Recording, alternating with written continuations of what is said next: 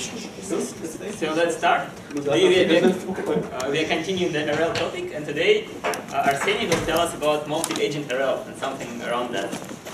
Yeah. Hey guys.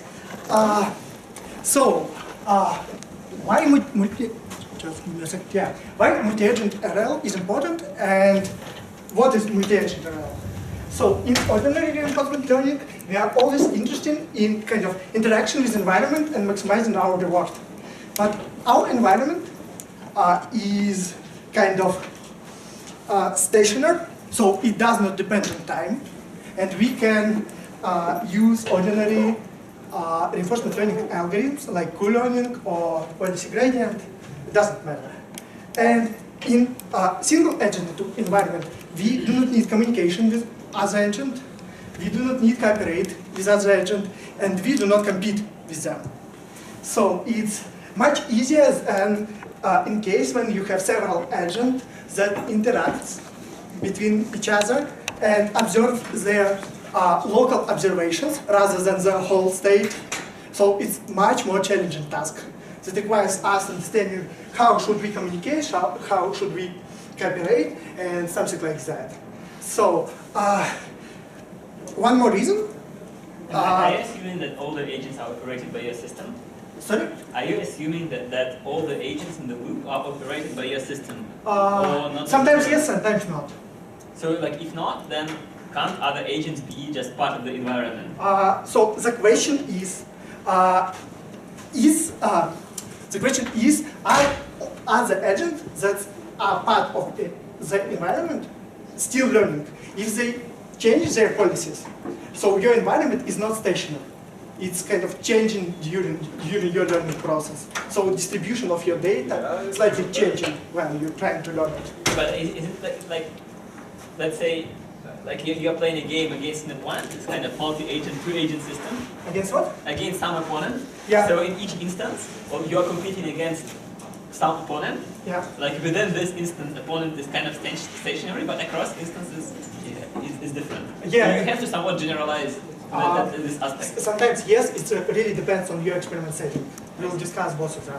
Okay. Next. So is AlphaGo Okay, in AlphaGo case, you always fix the second network and kind of train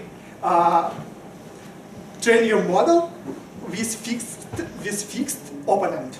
So it effectively means that you have a stationary environment every time when you fix your second agent. But in the end of the day, they've solved like Go environment, which is like a multi-agent environment, and they can generalize to other opponents.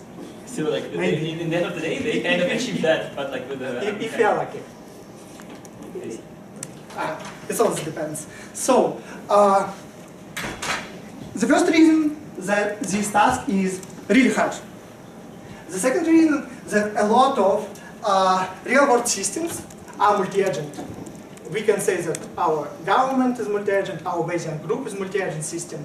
So, just for example, if we consider Olympic programming, so you have to solve contest, and you have to cooperate with agents in your team, with your teammate, and you have to compete between other agents. So if you do not cooperate inside your team, maybe several teammates will solve the same task and lose some time on it. So it's impossible without effective communication and effective cooperation. Why can't you just use kind of one meta agent which controls all your team? What's the difference?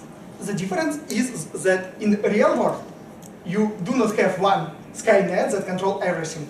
You have a lot of independent agents that interact between But usually in each team, there is a captain of the team who runs the team. Sometimes yes, but still you have several independent agents that have their mind and can... Communication channel is limited. Yeah. So, one of the example of cooperation or cooperation system is public goods. Let's assume that you have to divide some sum of money between several agents. And you have one grid agent and several not grid agents. And if one agent will take all money for yourself, then this agent will die because they have nothing to eat. And the whole community will lose because he cannot produce more children, more agents. You get it. So it's kind of public goods when you have to set the interest of the whole nation, of the whole team, upper than your interests. So you don't have to be kind of don't have to express selfishness. You shouldn't be egoistic here. And it's hard because we should achieve global goals from local actions through this interacting and things so on. Is it assumed that every agent is not greedy? No, in real life, every agent is greedy. But if so many agents became greedy, the whole group lose. Let's consider just one example.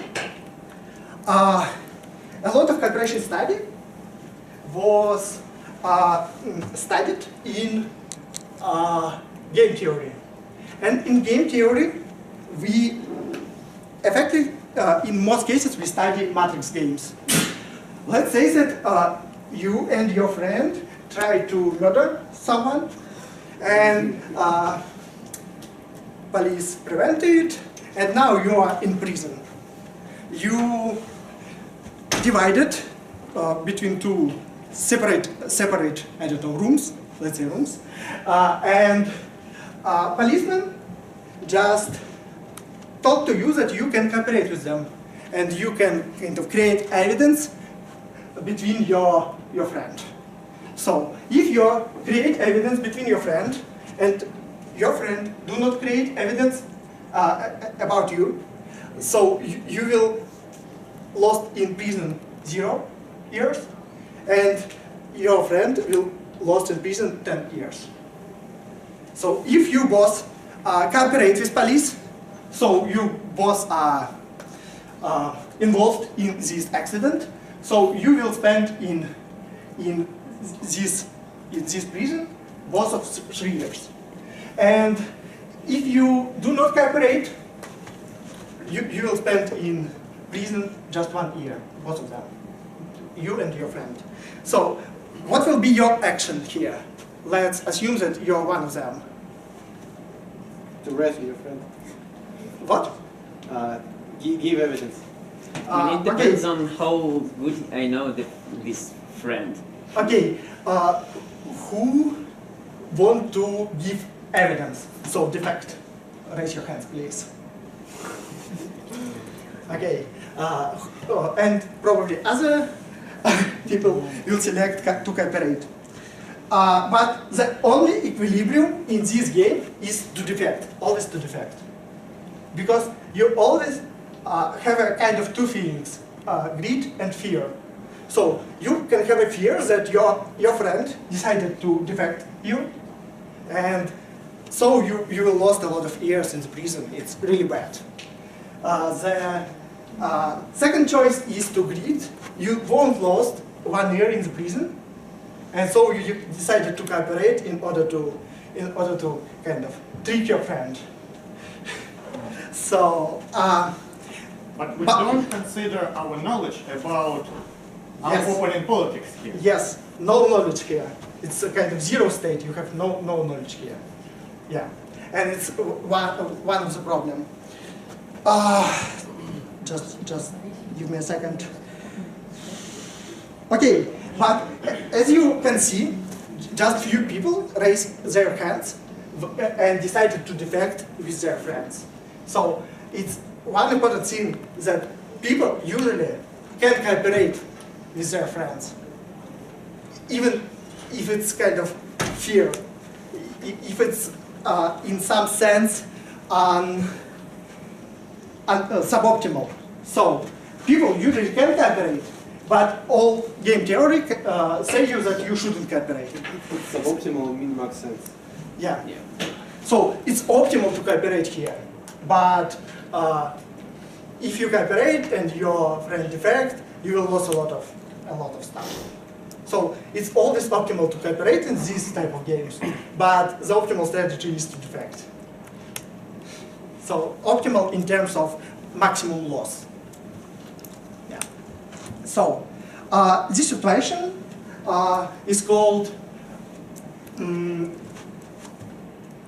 social dilemmas, and it's several types of social dilemmas. First of all, what is social dilemmas? Social dilemmas is matrix game. You can see that it's the same things that you can see here. Social dilemmas. And matrix game is defined by reward that you will get if you cooperate with your friend. Penalty for two players that decided to defect between each other.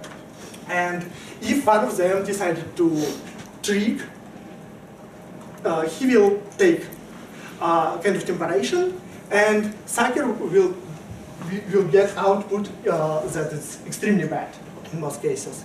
So it's several criteria of these matrix games. The first criteria is that reward should be better than penalty in order to kind of make motivation to cooperate.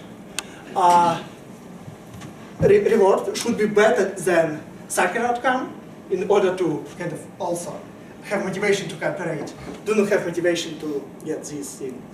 The reward for the whole group should be better than reward for the whole group in defection cooperation pair. And it could be two feelings. Greed, when your outcome here, when your outcome for the defect policy is more than your reward, so it's kind of greed, you're very greedy, you want to have this one instead of this one. And also, it could be fear, when cycle outcome is very, very bad, and you want to receive this thing much more than this thing. Okay? If you have any question, it's time to ask me. So, it could be several types of such social dilemmas. First of all, the first type is cheating, when you kind of drive two cars towards each other, and you will get equal reward if you both of kind of choose another direction than towards each other, and no one will die. But if you go straight, it's a little bit better if your opponent kind of go ahead of straight way, and you will receive this reward. But if you both continue to go straight ahead, the accident may happen and you receive very small reward. So it's greed policy leads to defection. If you are very greedy, you may create a bad accident, and the whole group will receive smallest reward. The second type is the second type of social dilemma is strike hand. Sorry for pronunciation. So you can have two options: cooperate with your friends and kill the big animal and receive big reward. But you have a kind of fear that the second agent will not cooperate with you and will kill two small animals by himself and receive that reward. Or either you both can try to kill small animals and you kill one rabbit and your opponent also kill one rabbit. So you will receive this reward. What is T? T? Yes. T is temperation. Temptation, sorry. Temptation, yeah. So here, your fearness that you will have no meat to eat leads you to defection. It's better to have just one rabbit than have nothing. Yeah. So, and third type is prisoner dilemma, where both of greed and fears drives defection. We just look at that. Okay. But what is the problem? These social dilemmas are quite unrealistic. Why they are not realistic at all? It was suggested that we have no prior knowledge. No ability to cooperate. No ability to communicate between agents. No communication, yeah. And policies are deterministic. Policy are deterministic. What's more? Do we have time access here? No. No. So real-world social dilemmas is usually kind of extended over time. So it's quite a realistic case. And the question is, can we apply the same study of cooperation or defection in much more realistic case? So, sequential social dilemma really address these problems. So, first of all, we want to have time access. We want to have strategies with just more than one action, because one action strategy is quite unrealistic. You have to have much more complex strategies that maybe leads to cooperation or to defection via much more complex case. So let's consider Markov game. So it's very similar to Markov decision process, but let me just describe how it works without all kind of formalisms that it really complicates everything. You have an environment. Environment raise state to you and reward for both of agent. Agent receives state from environment and kind of obtain their local observations from that environment. Is it partially observable? Yes. It may be. You can have a O function that is just identity function, and so you will have fully observable environment. In that case, it may be. So both of agent, let's consider a case with just two agents. Both of agent make an action based on their policies and on their observations, and produce action. That is just a vector of joint actions of both agent and the system, and gives it to environment. Do we assume that agents choose an action at the same time, or? At the same time, yes. At the same time. But what about like sequential decision making? Like when one agent makes some decision and then the second conditions on the first I agent? believe we can specify such an environment that this will. It really depends on your transition function. If your transition function just take a state and all action and produce the next state, so you have this process. But it may be another, but not in that case. Is there any information about It's possible the other to agent in the control observation? Sorry. It was question. Is there any information about the other agent in the observation? Actually, it may be. If you have a fully observable environment, you definitely have to some information, but it shouldn't be. What do you mean by fully observable and not? Okay, you have a true state from environment, and you have an observation function. Yeah. So if your observation function is identical, you observe the whole state of your environment, but it may be just part of it. This Markov game is equivalent to matrix game in some sense. I can explain where. First of all, let's assume that we have just one state episode. So agent receive empty state, make their action, and then receive termination state here. Terminal state.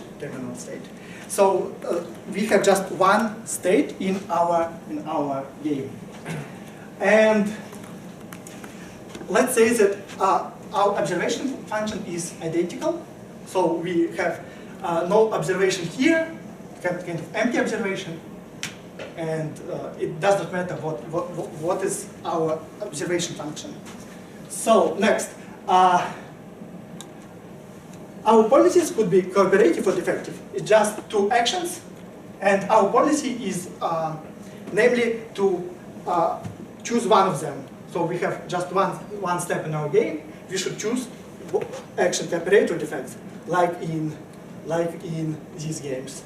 Cooperate action and defect action. So and Yeah, What we're trying to maximize here? we're not trying to maximize anything. We just play the game without maximizing anything. And we assume that we have two policies. Let's say we have cooperation policy and defection policy, two policies, this pair.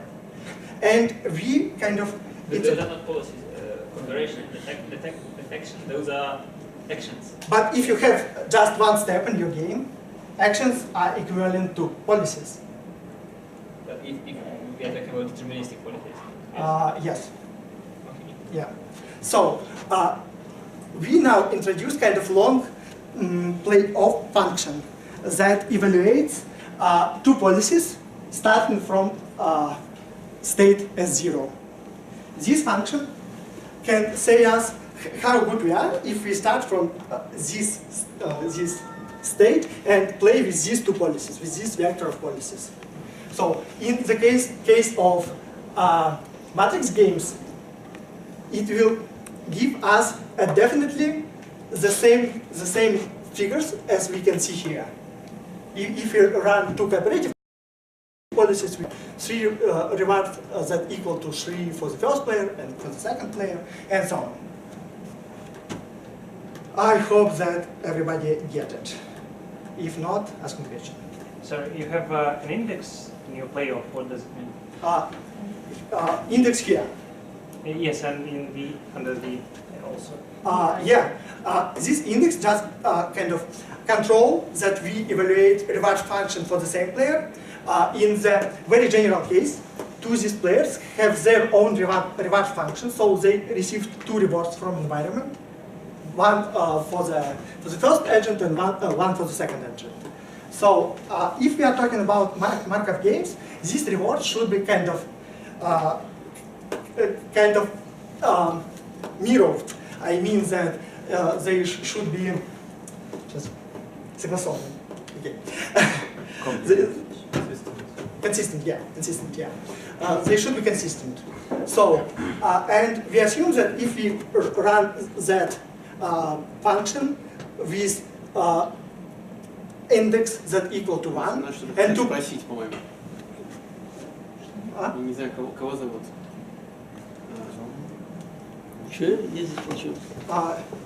If someone's I didn't get what happened. Okay, doesn't matter. So the key thing is that this Markov game, in some sense, is kind of very special case of this game is the matrix game. So it can kind of generalize matrix games. But can we use this model? Just interrupt for a second. If someone have questions here, if someone does not understand anything, I can explain to you. But you should ask me question. For now, it's very clear. Okay. Sorry, one Yeah. second. Why do you introduce decay here, if I understand correctly? In reinforcement learning, usually we do it. Yeah, because of some good mathematical thing. Here, we do not need it because we have just one step ahead, and our decay could be equal to 1, and everything will be fine from mathematical point of view. But further, we will need it to kind of correctness of everything in our model. Okay, but can we use this model to just understand is our Markov game is one of these social dilemmas? So we can see that in the simplest case, we can classify our social dilemmas into 3 groups. But can we classify much more complex games using this environment? So Yeah. what is the Markov property here? Markov property is that you can decide what to do given state. It's the same as in Markov decision process. But in Markov decision process, So your transition function actually depends only on current state and all actions. what about rewards? And rewards as well. For both of the agents. Yeah. In your formula, you have one reward for 2 agents. What do you mean? Oh. That one? Yep. No, it's I index here. Okay.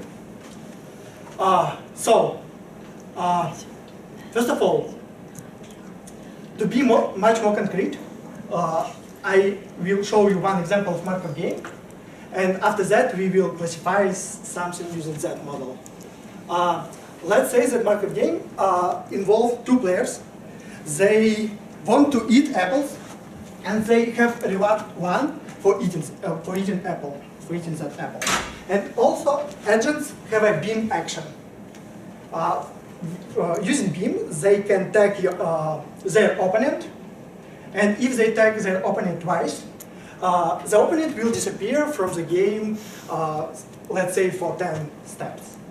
And apples will appear again after, let's say, 5 steps. It does not matter right now. So we have state, we have agents. Agents receive their reward from environment and can either to compete, like shooting opponent and eat all apples by themselves, or either to cooperate. Do not use beam at all and just eat apples and wait for the update, for the new apples. What's the reward? The reward is +1 if you eat 1 apple. So it's no rewarding for the beaming. And what strategy, what policy is considered optimal? I don't know. It does not matter right now. So it could become cooperative policy or defective policy. Cooperative policy will not use beam at all. Defective policy will use beam very every single step. Might actually depend on number of apples in the map. Yeah. Basically, if there are too many apples, And your goal is like not to waste time on beaming, you just collect as much as you can. The problem And is if there are not here it depends on what policy opponent is using. Yeah, And definitely. And we cannot like in this game as well. without we can optimize multiple functions. For example, we can consider that opponent is sampling policy from some distribution of policies, and we can try to optimize execution. Hold on. You're like this. Okay. Now we want to use this model to kind of understand, is this game kind of prisoner dilemma, or is it kind of struck hunt, or is it cheating? So it's definitely several different types of matrix games. So, and the suggestion is, let's use this function to evaluate these figures, these numbers. We want to understand what is the reward if we run 2 cooperative policy, what is the reward if you run 2 defective policy, and what will be if you run cooperation and vice versa. I can't understand how these matrices are applicable if we have more than 1 time step. Yeah, and about this is this paper. It's definitely great that you're asking such a question, but I can now explain what happens. Yeah, definitely. So first, this thing can give us kind of characteristic of 2 policies, even if we have more than 1 times 10. Yeah. So it's just a scalar function for every state that we evaluated, and 2 pair of policies. So let's run this function for 2 pair of policies: cooperation, defection, cooperation, defection, and defection, cooperation. So it's all this question where we will get this kind of set of policies, set of cooperative policies, and set of defective policies. Because now you do not have cooperative and defective policies. Your policy can be either cooperative or either defective. Let's say that I will use a beam 1 time per 3 step or 1 time per 9 step. It's kind of defective policy. The second one is also defective policy, but much less defective than the first one. So it's kind of not greedy. It's kind of measurement quality right now. So we have 2 sets of policies: set of cooperative policies and set of defective policies. We can evaluate these figures by sampling these policies and take an average of these functions.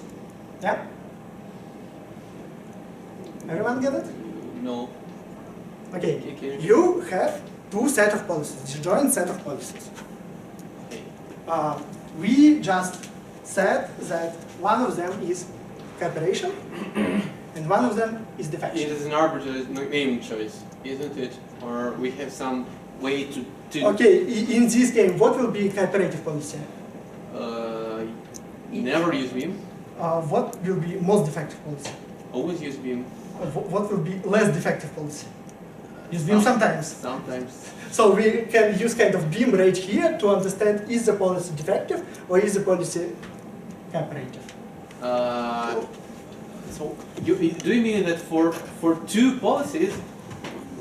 So do you mean that we have some partial ordering Yeah. in terms of cooperativeness, and for every two policies we can decide which one is more cooperative or not? Is it true? Let's say something like that. Yeah. We have for each policy we have kind of beam rate. Okay. And if we use beam really rare, it's definitely cooperative policy. As one is defective policy. But, So, when, but some- when it it's something becomes is- definite, So when it becomes definite, you can have a policy. Some policy you learn, some policies, number of policies from different initial conditions. And after that, you can take a policy and understand how cooperative it is. but or how defective. can you formally define cooperativeness, or it is just some arbitrary choice given by Okay, I can. You have kind of function of policy, f of p. Okay. And if f of p is more than alpha, your policy is cooperative. If f of p is less than beta, your policy is defective. Well, it's very easy to construct a cooperative policy. You just ban the beam from the available options, and all you can do is cooperate. Yeah. It's harder, though, to construct the Now we assume that we have it. the other policy, Yeah. where you have to betray your opponent. But and you beam him. already answered for its question. Cooperativeness or defectiveness of policies will depend on parameter of the environment. If we have a lot of apples, we will learn two independent learning agents, So, and we will Yeah, sure, but and we will have cooperative two Which- cooperative just a second. And we will have two cooperative policies. But if the number of apples is bounded, so you will have two. Probably you will have two kind of defective policies. Yeah. You have said that we are learning our agents. The learning necessarily need a reward to learn agents. Yeah. And this reward will define what the final policy would be like.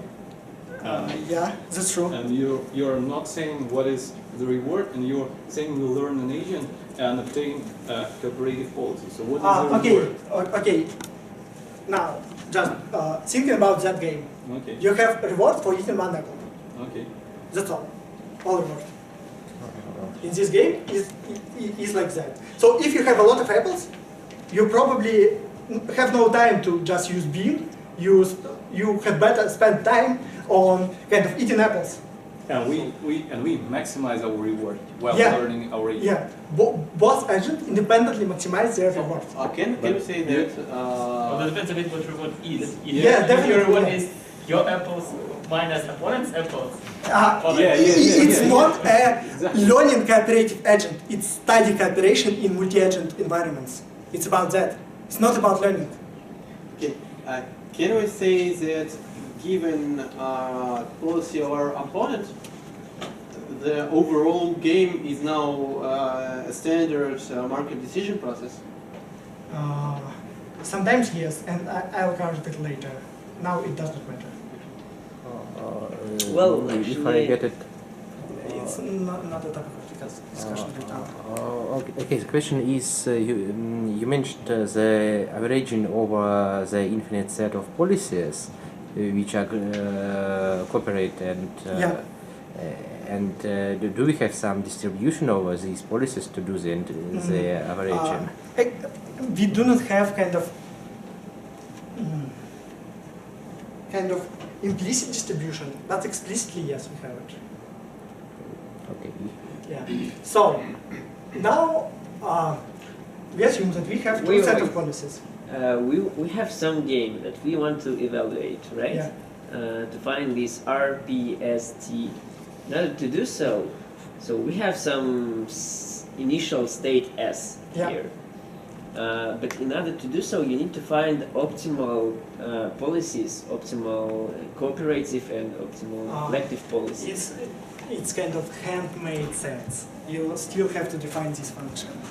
So you just manually construct the policies Unfortunately, that right you now, believe to be yes. optimal. It's necessary, I think. So, Unfortunately, right now, yes, it's again not so important right now. We can understand, at least in some simple games, what will be cooperative policy and what will be defective policy.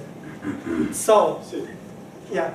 I think that's even in this trivial example, that's not obvious which policy is cooperative, which is defective, because I can move my red dot in such a way to block the blue dot from eating apples, some polyblocking. Yeah, but yes. you... And thus I eat more apples, and because blue dot try to eat apples, and I... Yeah, it's just another example of defining that function. Yeah, you can define it like that. Everything is under the carpet by using that function. Yeah. So I think I just want to say that that's not obvious how to define this function. Yeah, it's not obvious. Absolutely. That's right. So, but if we define these two sets, we can evaluate expectation over sample policies from these two sets of V function here. And so we can have kind of V function for two cooperative policies, average V function for two cooperative policies, average V function for two defective, and so on. Okay? So now let's define two axes. One axis will be fear, and the second axis will be greed. We'll define fear like a punishment minus sucker outcome. So it effectively means that you really don't want to obtain that one, and you prefer penalty instead of having that outcome. So you really feel fear to have S, and you want to have P here. So it's fear. And we define greed. The greed will be your kind of I would say, if you wish to have all money, you'll be greed. So you don't want to have reward, you want to have this thing, temptation. Yeah, you want to have this thing rather than reward. Top access. Okay?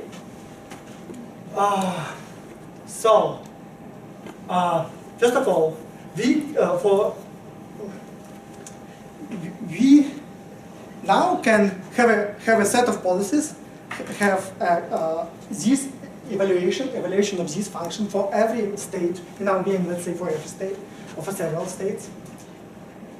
And if we have a big fear and big greed, it's prisoner dilemma. Because in prisoner dilemma, we had kind of fear and greed that drives defection.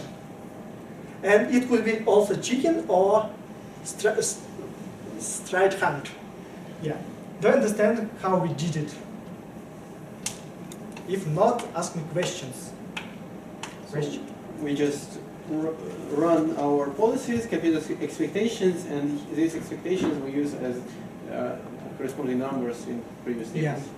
So, and your expectation depends on your environment. So, for different parameters of your environment, you will be have different dots here. You will have different dots here, and also for different initial states, you also will have different dots here. And here we have to select one cooperative strategy. No, we just want to understand how often our cooperative sets and defective sets leads to kind of this type of social dilemma, this type of social dilemma, this type of what do we do if we have two defective strategies and they have different expected reward? But you will get something in the middle of these two policies.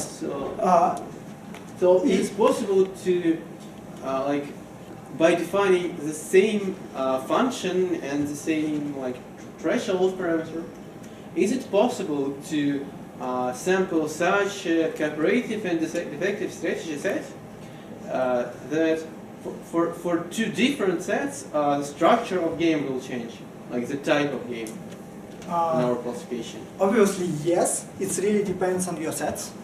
But if you have two sets that more or less make sense, everything will be fine.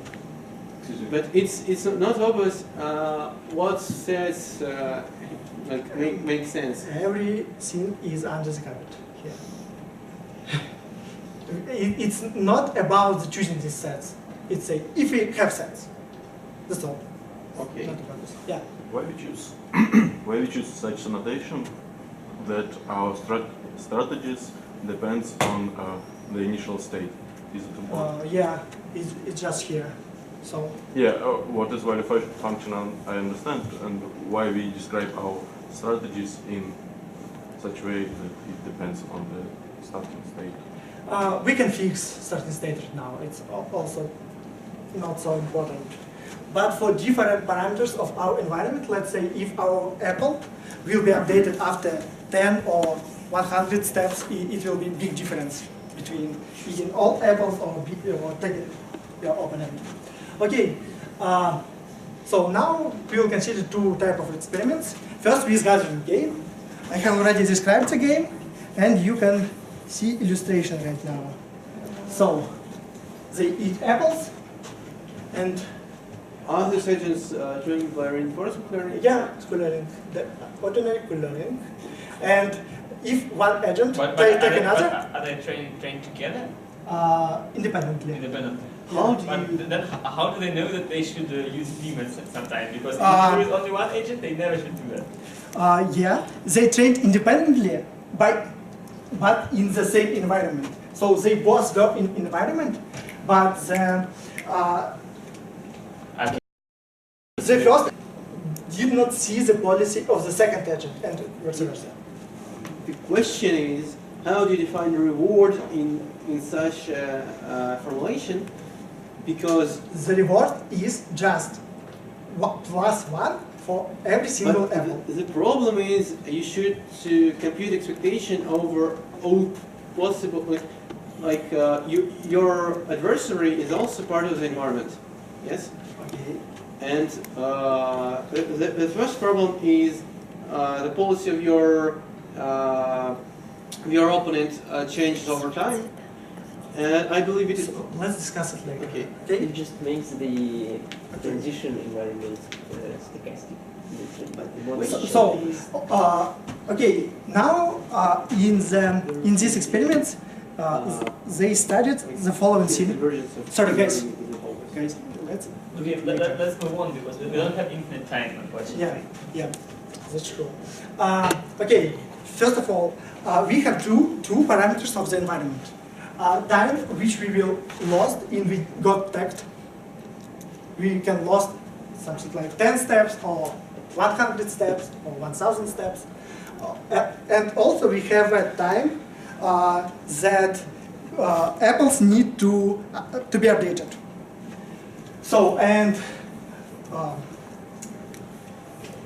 let's, for different parameters of this environment, evaluate how aggressive is our agent. So if we have a lot of time to be tagged, then it's definitely beneficial to tag the opponent and eat all apples by yourself. Especially if you have kind of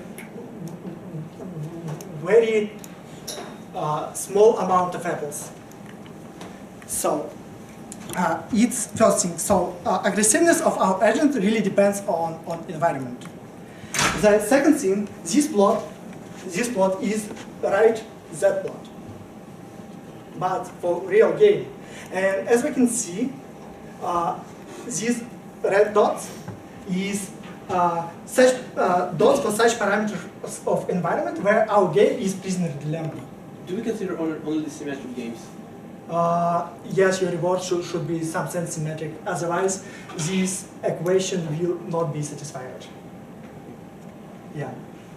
So, and all dots without color, or all gray dots, are not social dilemmas games. If you in that area, you have no reasons to cooperate because you have no greed and no fear. So if you in some of these areas, you can classify your game with these parameters as one of social dilemmas that we described before. So it's about gathering game. The second game is kind of more tricky because now we have partially observed environment. We have such a grid wall, and every agent has bounded observation. It's red thing here, and two kind of wolf should capture this period. And the idea is if they if just one wolf captured the berry, or he received reward just one, let's say. But if they both capture the berry in this radius, they will both receive more rewards because it's kind of more safety to trying to find your berry in kind of such small group. So it's more beneficial to capture this berry with kind of your small beam inside the radius. So if you are together, it's better. But it's really interesting whether they cooperate or not. Do you understand the rule of games? Yes. Good.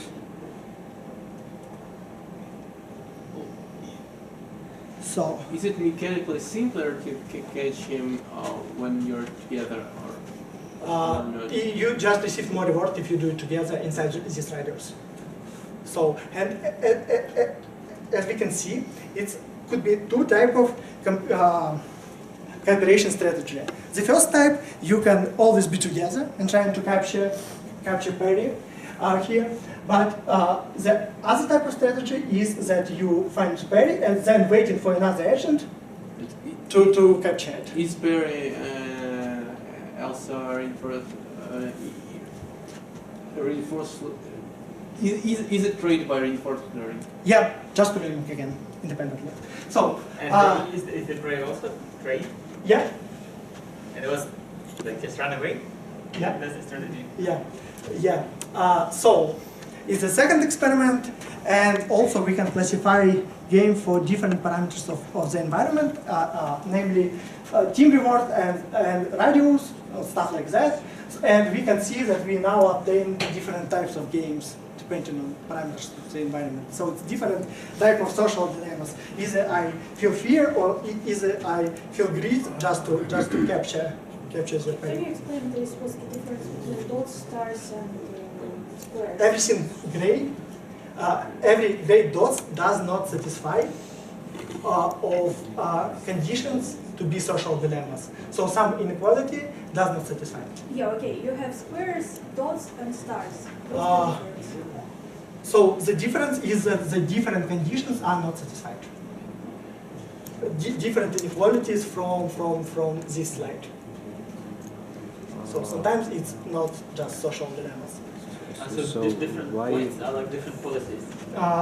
Yes. Different set of policies for different parameters of the environment. So the dots effectively described by parameters of the environment and two sets of policies. Okay. So it's about kind of transfer our learning from simple game theory to market games. So I do not want to really go deeper in learning to cooperate, but actually the most simplest idea is that we want to have kind of equal reward for the whole player in our team, and we penalize our reward if we have not equal reward. So if our opponent have much more than their teammates, will penalize it. I doubt in theoretical applicability of co-learning for such for such an environment. Because consider, for example, following game. So we really running out of time. Let's discuss it later. So the statement is just co-learning may not. We will discuss it later. Okay. Sorry. And of course, it leads to more collective return. So next, it's briefly recap about deep learning, because now we will address non-stationarity problem. It was under the carpet here, but we cannot learn these agents simultaneously, because we have this non-stationarity in our environment, and we definitely lose kind of a lot of guarantees about conversions and stuff like that. But if there is neural network in the loop, you have no guarantees anyway. Yeah, that's also true. But, Because if we have even perfect approximation here, we will not have any guarantees about conversions, because your environment is non-stationary. That's what you're talking about. For example, for just neural networks, there are some algorithms that work better on non-stationary data sets. Sometimes it happens, and the actual problem is that you have experience replay usually when you train learning algorithm, and if your experience replay is non-stationary, you can not sample data from the same distribution. So it's feel bad. Sorry. Yeah. Can you go 2 slides back? Yeah. Right. Can you comment on the right block? What is it? Yeah. What is the take? So for different parameters of the environment, especially radius, team reward, and reward when you capture your array alone, you will receive different dots here. Yeah. And sometimes in some environments, your game more or less equal to 1 out of social dilemmas, because your deflection kind of may be caused by your greed, fear, or both of them. Okay, so it's nothing more than just constatation of the fact that it's trying just to adopt the tactic from simple matrix games to more complex environment. That's about it. So about deep reinforcement learning. We have our Bellman optimality equation. Hope that everyone familiar with that. While we learning deep learning algorithm, we want to satisfy to these equations, and we're just looking from 1 step ahead, using our experience replay to compute the target and minimize such type of loss. Also, it is an on-policy algorithm, because Q-learning is off-policy, and Q-learning optimizes optimal policy even if it acts suboptimally and using another policy. So we always try to train optimal policy. It's policy gradient algorithm here, and policy gradient algorithm is on policy. It improves its current policy. So, and actually how it works, it's just a reinforce here. So log derivative trick here, we're trying to optimize that thing, and it turned out that we can use log derivative trick here, and here we can set our reward or even function, and in that case it will be actor critic method. So we're trying to maximize actions that leads to better function here, actually. So, and also these type of algorithms can be extend on deterministic policies, because we cannot use deterministic policies here. Otherwise, we have just 0 here, and it's bad for us. We have no gradients to learn our model. That's all about reinforcement learning. And what we want to do, we want to have several independent agents that acts. Just a moment. This was not here. We want to have several independent agents that kind of have their own observations and act independently. But we can learn while we learning this agent, we can have some joint information about learning process. So we want to have kind of one centralized critic and a lot of decentralized agents. So the idea is like that. We have our policy gradient algorithm. Let's say that now co-function depends on all actions of all agents, and our agents policy just depends on their observations. So what we just did right now, first of all, if we just assume that we have one big agent that produce a vector of actions, and we know that our environment is a kind of Markov environment, it effectively means that if you know actions of all agents, the environment is stationary. But some agents can produce their actions based only on local observations. So we do not have to use all actions just to define our policy functions. So now we have several. I feel that nobody understands what I'm talking about. No, we understand. Okay. So now we have two functions that depends on entire state and depends on all actions. So you just can think about it as you have big agent that produce all actions, and your policy is kind of fully factorized. By fully factorized, I mean that they are independent on each other, and every policy can see only part of entire state. And you have a kind of centralized critic. What is this trick is about? That now everything is stationary. So if you know actions of all agents, your process is stationary now. Why is it good? We need to function only on training stage. We do not need it while we are trying to execute our agent.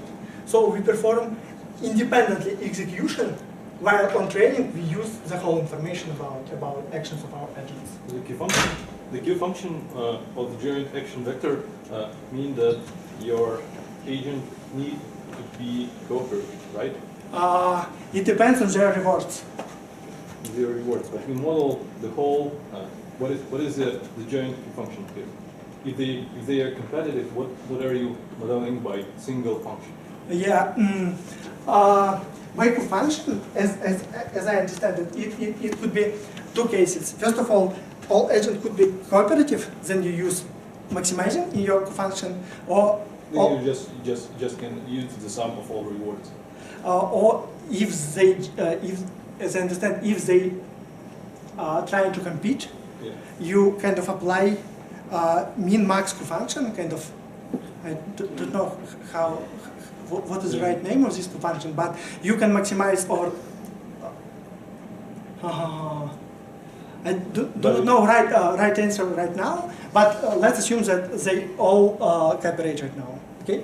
Okay, why do you say that the environment given all actions became stationary? Because in any case, given all the actions for the current moment, the environment will remain stationary. The only source of non-stationarity is a big process of other agents.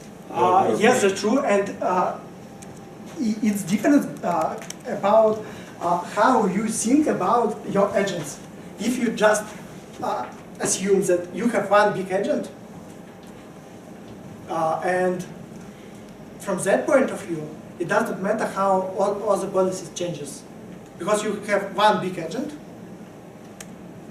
Every kind of item in your experience replay produced by this big agent, but you assume such factorization of these policies. Well, but you It's have... applicable to cases when you're not controlling some of the agents. But It depends on algorithm which we apply to learn every agent. It could be this algorithm for learn one team and ordinary learning algorithm for learn another team. That's it. Yeah. well, I think that... by your first equation, will still hold true when you don't have one single agent, when you have many different ones, right? Yes, that's true, and it is only in the case if we conditioned our kind of transition function on all other actions. Yes, it's definitely defined by transition function. Yeah, you're right. So we can update that guy just by gets closer to satisfy Bellman equation via ordinary coloring, and we have a kind of doesn't matter right now. So the algorithm is coloring. We apply coloring just for one kind of centralized critic and a lot of independent agents that only see their observations. So this centralized critic should have many dimensions. Yeah, and it's bad. The number of agents, right? Yeah, it's very bad. That's true. Questions? How you learn this centralized critic? You just use big experience replay.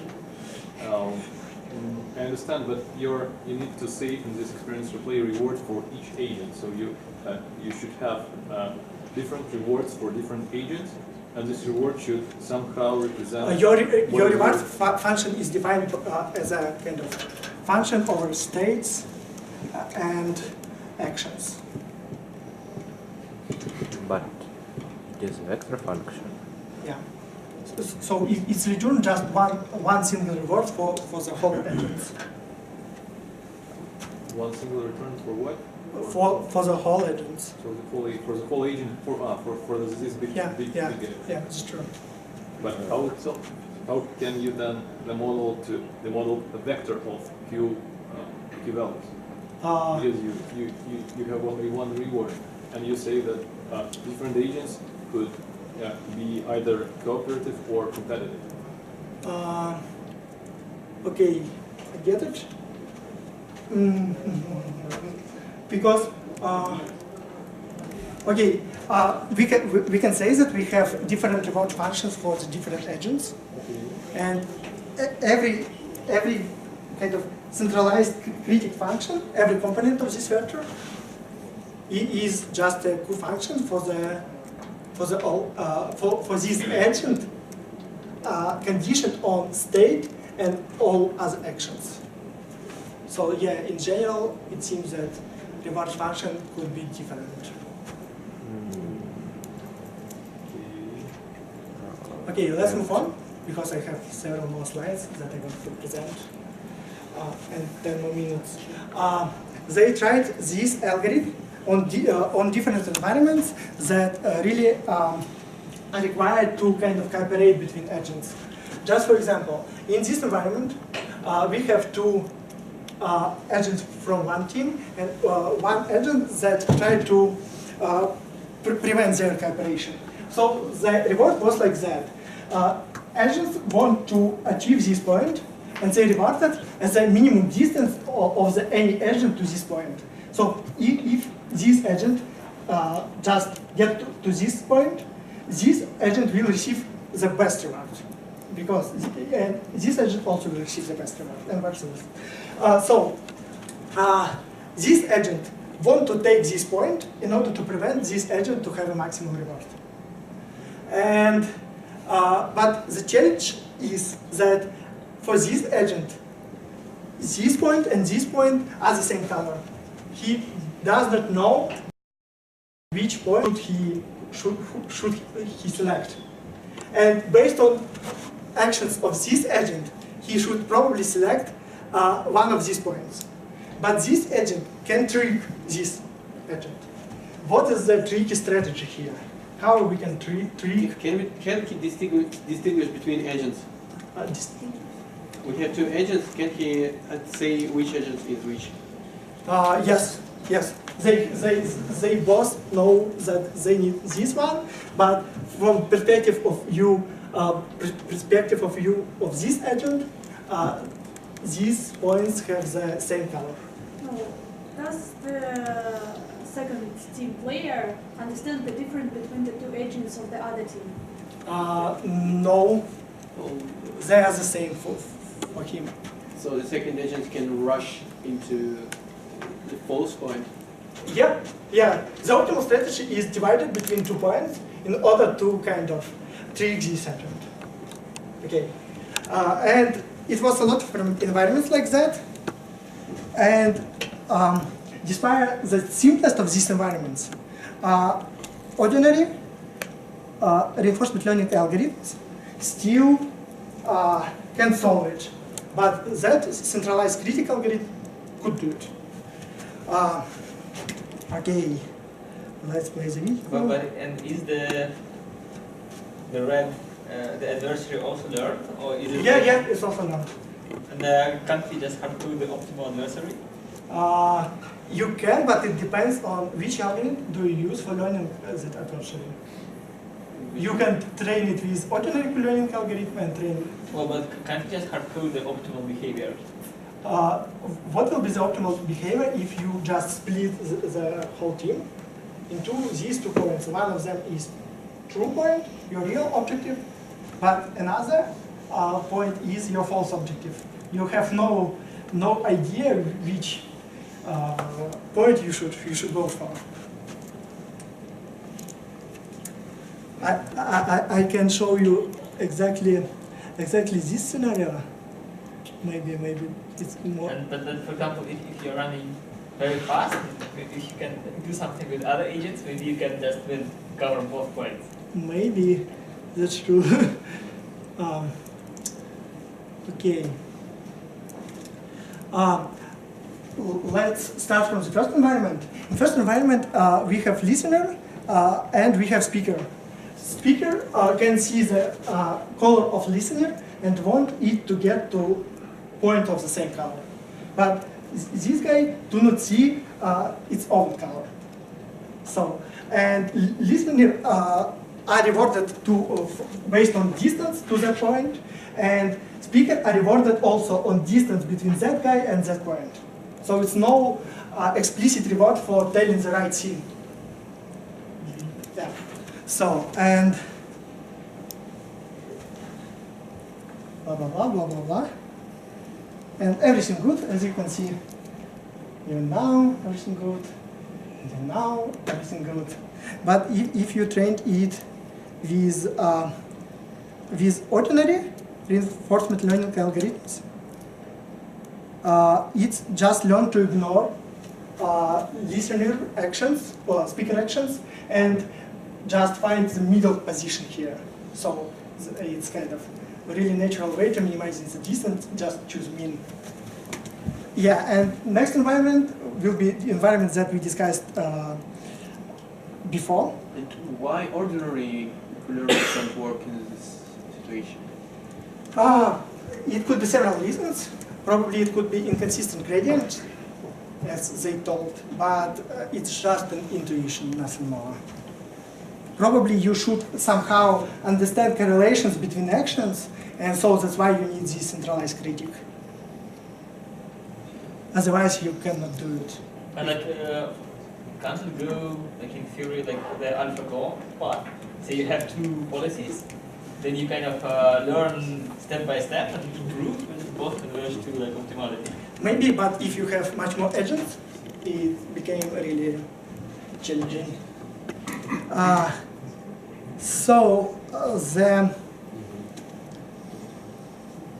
This environment is effectively the same as the previous one. This is our objective. This is not our objective. And if we can split our team, everything is fine. This agent don't know to which point should he move.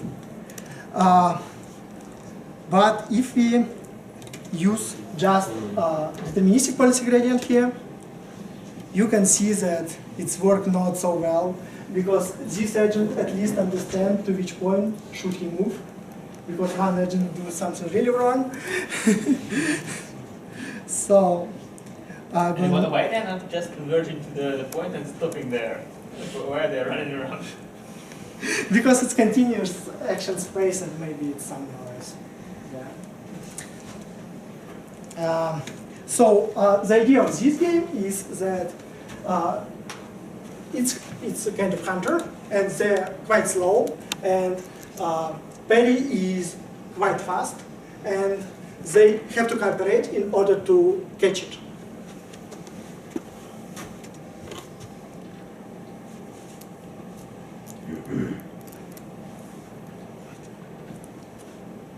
And as you can see, they more or less can do it.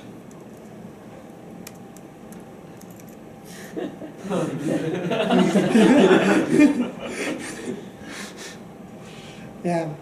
Looks So, like a Garou. Yep. Let's just go split.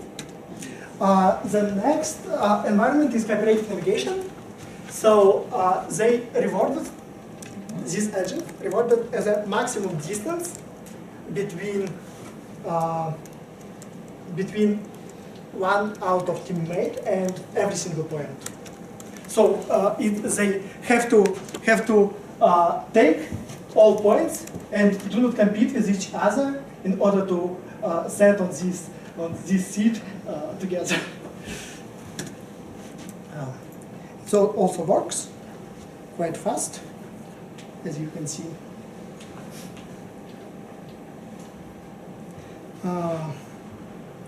It's kind of much more challenging game because it's the parry, and these agents also want to catch this parry. But inside the forest, they can do it. This is forest. But this strong agent can do it. And this agent can communicate with every red agent and can kind of coordinate them in order to find, in order to catch this parry when it leaves the forest. Oh no. No, I described something wrong. This is parry, this is water, this is forest. They have to drink water sometimes, but they can hit it in the forest. Yeah, that's right.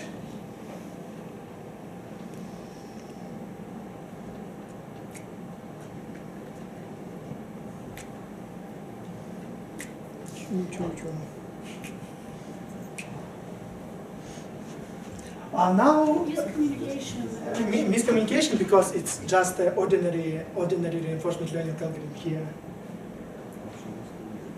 But green agents are quite successful because it's cool algorithm here. That's really cool. Yeah.